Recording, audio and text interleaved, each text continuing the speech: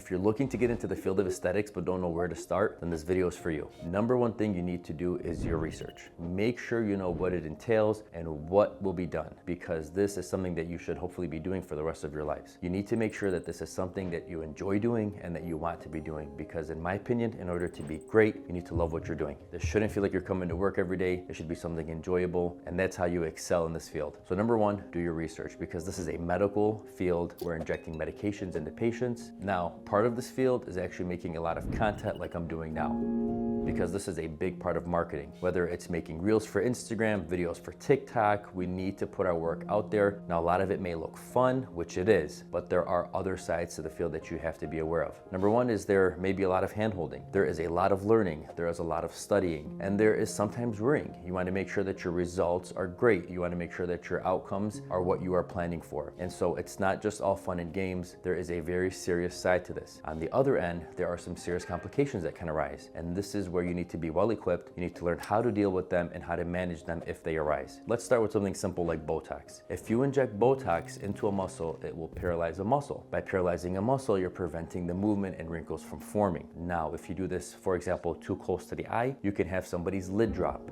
Or if you inject it into a muscle inadvertently, you can cause that muscle not to function, which can cause serious complications moving forward. Next, let's get into fillers. If you're injecting fillers without the proper knowledge of how to inject, where to inject, and the safer zones to inject, you can inadvertently get filler into a blood vessel. Now, this is one of the most feared and serious complications when it comes to injecting, because getting filler into a blood vessel blocks that flow of blood to wherever it's supplying, and you can ultimately get necrosis and death of muscles and tissues that it supplies. Now, you need to know how to manage these complications should they arise, and this is why learning, staying on top of your knowledge, staying on top of protocols is very important. Now, say this is the right step. This is what you want to do. What do you do next? The next thing to do is try to get some experience.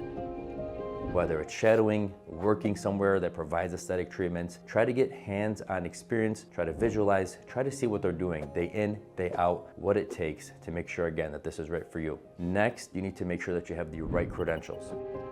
This could be related to schooling, such as getting a degree from nursing, or a mid-level degree such as a nurse practitioner or physician assistant, or if you're in the medical field and becoming a doctor. All of these are professions that we accept in our clinic to become injectors. Lastly, once you get all of the things I mentioned before, you need to get the experience. Experience is what makes you great. Now, the more you inject, the better you are. The more you learn, the more improvement you have in your skill, and the better your results will be. So follow all of those steps, and if all the boxes check off, then this is probably the right profession for you, and you'll end up doing great.